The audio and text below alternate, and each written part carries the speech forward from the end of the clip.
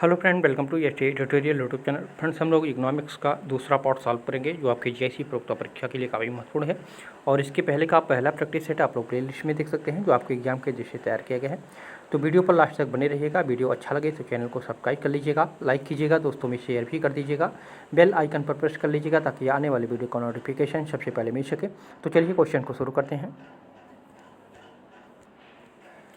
पहला क्वेश्चन है, सकल घरेलू उत्पाद डिफ्लेटर, जीडीपी डिफ्लेटर जिसको कहते हैं, शब्द निम्न में से किसके मध्य एक अनुपात है, किसके मध्य एक अनुपात माना जाता है, ये पूछा है।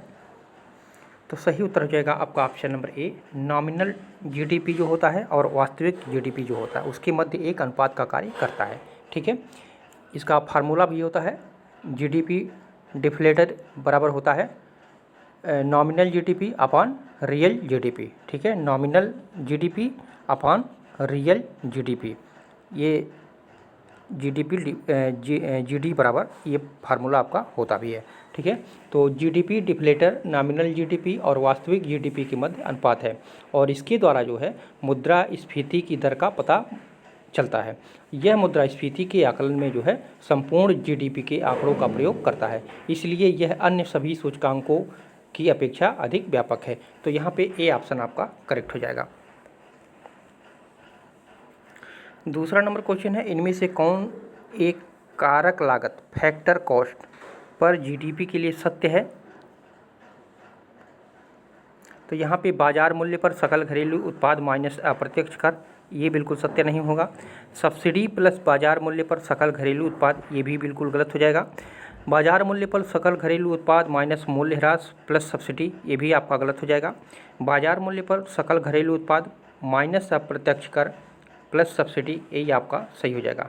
ठीक है, क्योंकि किसी वस्तु या सेवा के उत्पादन में प्रयुक्त उत्पादन कारकों के संपूर्ण मूल्य संपूर्ण मूल्य को कारक लागत कहा जाता है।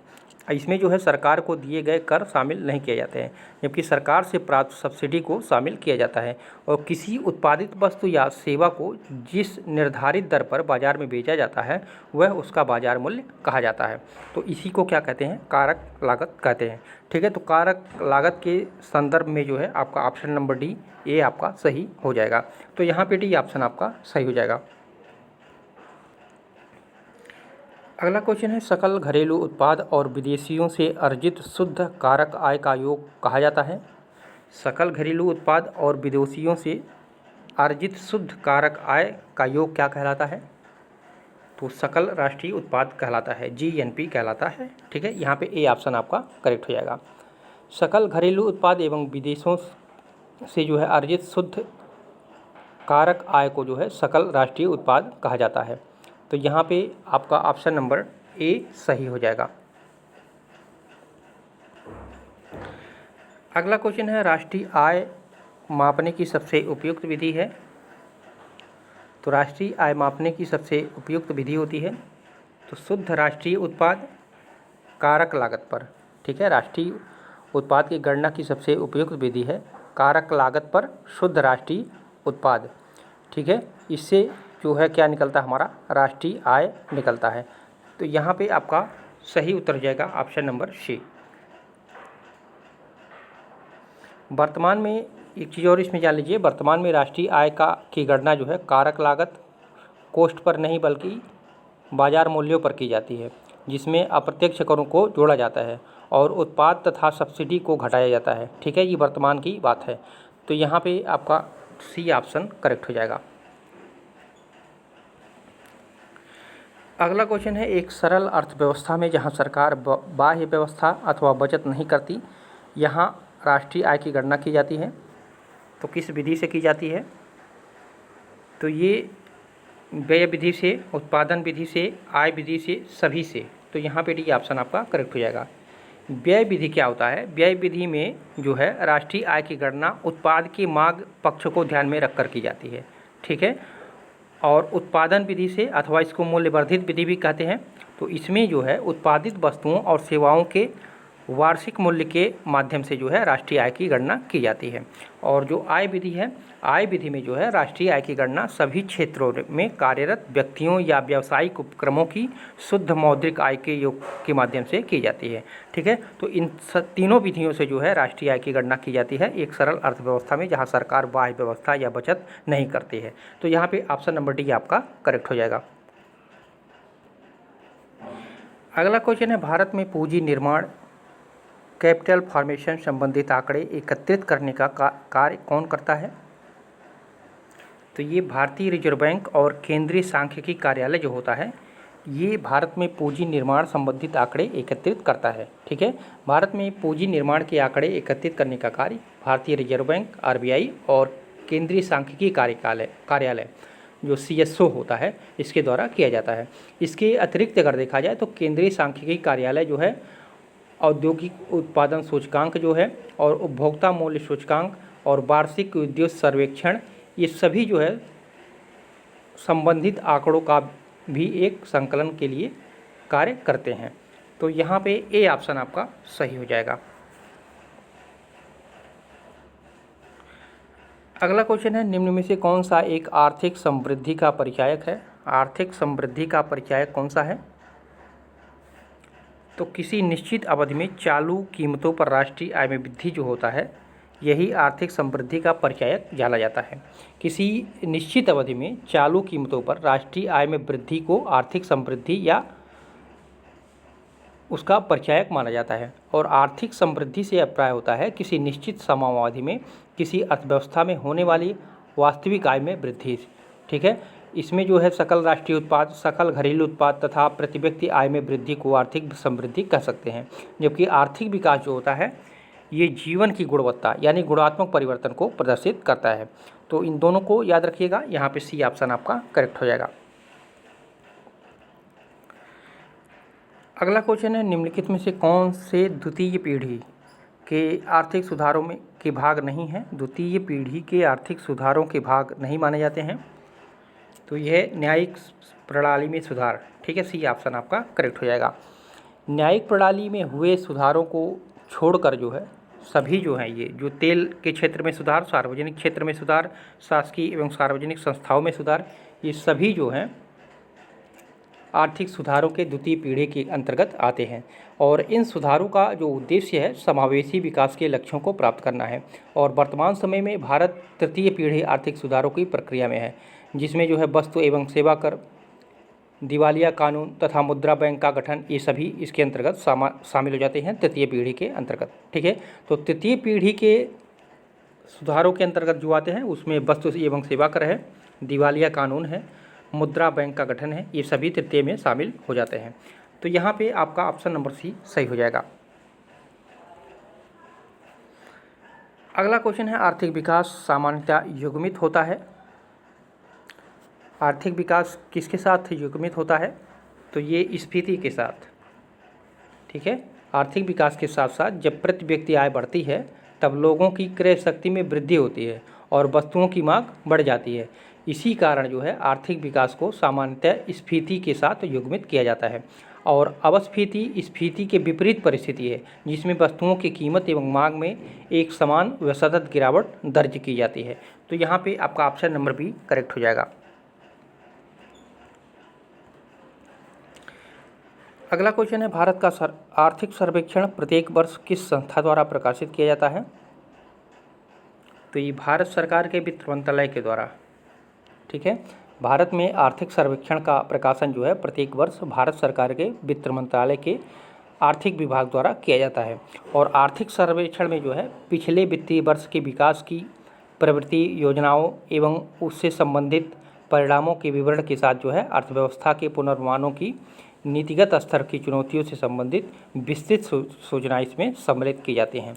तो यहाँ पे सी ऑप्शन आपका करेक्ट हो जाएगा। अगला क्वेश्चन है, किसी देश में आर्थिक समृद्धि अनिवार्य रूप से होगी यदि देश में पूंजी निर्माण होता है तो।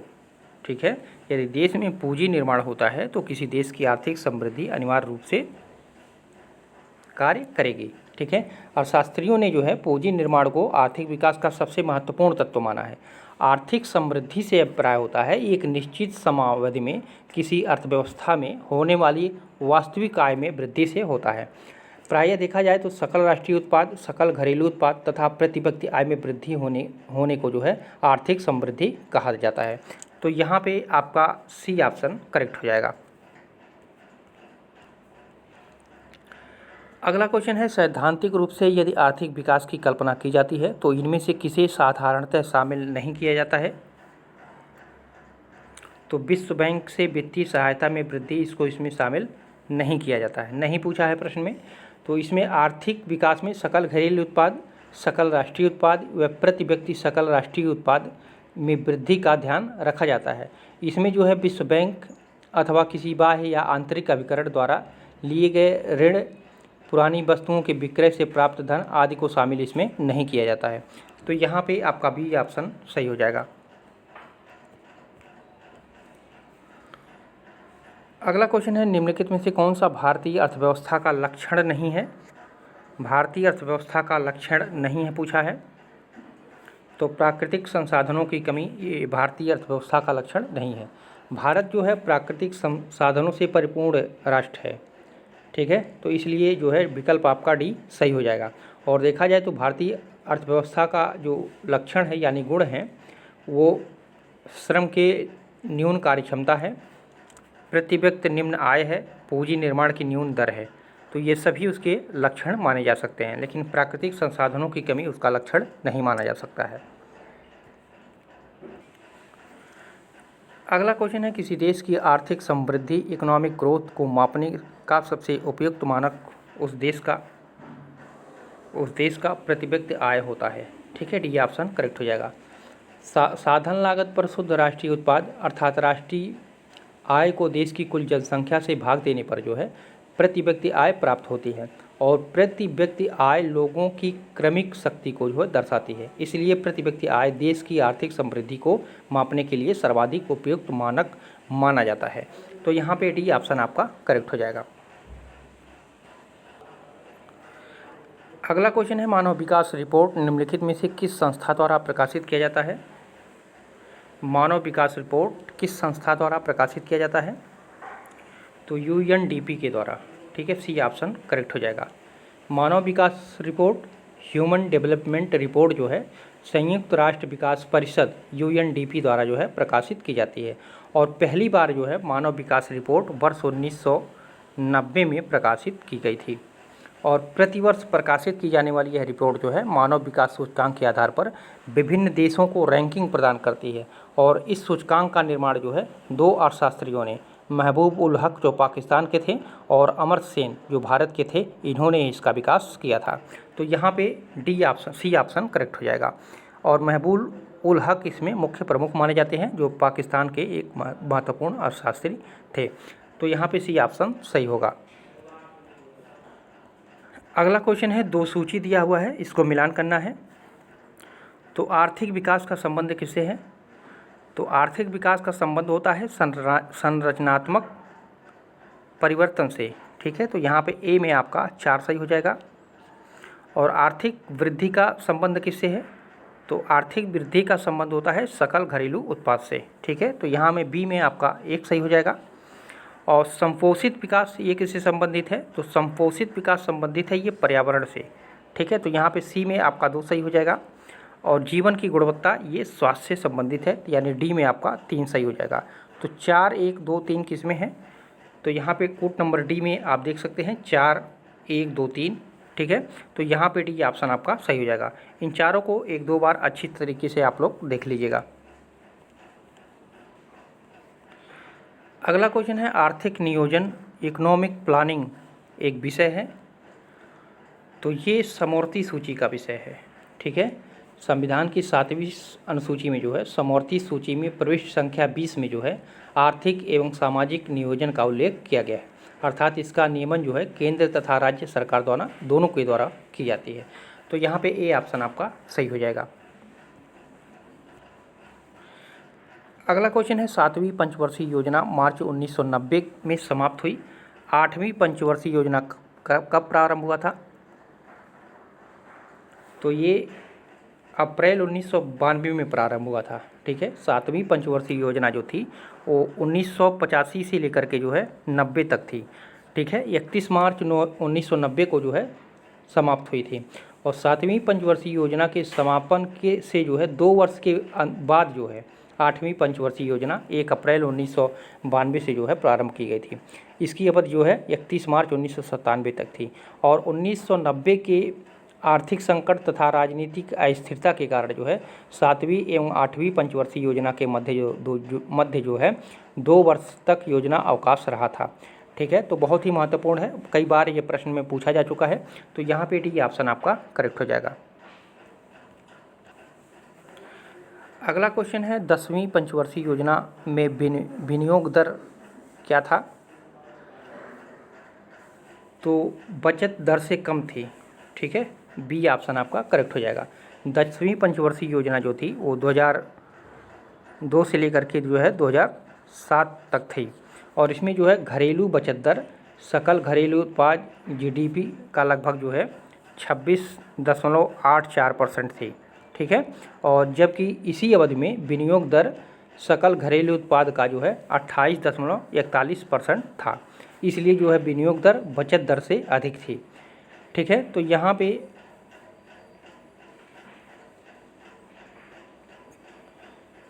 ए नंबर सही हो जाएगा आपका। ठीक है, बी नहीं सही होगा, बचत दर से अधिक थी।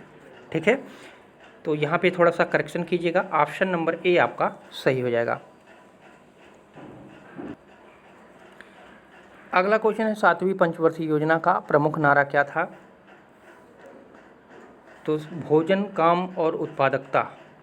ठीक है, इस योजना में जो है उन सभी नीतियों पर बल दिया गया जो खाद्यान्नों को उत्पादन में तीव्र वृद्धि एवं रोजगार अवसर को बढ़ा सके तथा उत्पादकता में वृद्धि कर सके। इस योजना ये जो थी 7वीं पंचवर्षीय योजना 1985 से लेकर 1990 तक के बीच, इसके दौरान जो है गंभीर आर्थिक संकट से ग्रस्त था। और परिणाम स्वरूप जो है 1991 में भारत ने जो है उदारीकरण के युग में प्रवेश किया था। और इस समय अर्थव्यवस्था, व्यापार घाटा तथा राजकोषीय घाटा के रूप में जो है जुड़वा घाटा की समस्या उत्पन्न हो गई थी। तो 7वीं पंचवर्षीय योजना का जो प्रमुख नारा था भोजन, काम और उत्पादकता। तो यहाँ पे ऑप्शन नंबर ए आपका सही हो जाएगा। अगला क्वेश्चन है 11वीं पंचवर्षीय योजना का शीर्षक यानी मुख्य उद्देश्य क्या था? तो तीव्रतर एवं अधिक समावेशी वृद्धि की ओर, ये उसका मुख्य शीर्षक था। 11वीं पंचवर्षीय योजना जो थी 2007 से लेकर के 2012, और इसका मुख्य शीर्षक था तीव्रतर एवं अधिक समावेशी वृद्धि की ओर। और इस योजना में जो है प्रतिवर्ष 9% की वृद्धि दर का उद्देश्य रखा गया था। तो यहाँ पे डी ऑप्शन करेक्ट हो जाएगा। अगला क्वेश्चन है निम्नलिखित में से राष्ट्रीय विकास परिषद का अध्यक्ष कौन होता है? तो राष्ट्रीय विकास परिषद का अध्यक्ष कौन होता है? प्रधानमंत्री होता है।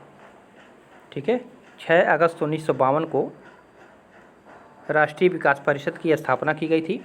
यह एक संविधानेतर निकाय है जिसका अध्यक्ष जो है प्रधानमंत्री होता है तथा केंद्रीय कैबिनेट मंत्री और सभी राज्यों के मुख्यमंत्री तथा केंद्र शासित प्रदेशों के प्रशासक इसके सदस्य माने जाते हैं। तो यहाँ पे आपका बी ऑप्शन सही हो जाएगा। अगला क्वेश्चन है भारत में संपोषणीय विकास का लक्ष्य सर्वप्रथम किस पंचवर्षीय योजना में अपनाया गया था? संपोषणीय विकास का लक्ष्य सर्वप्रथम किस पंचवर्षीय योजना में अपनाया गया था?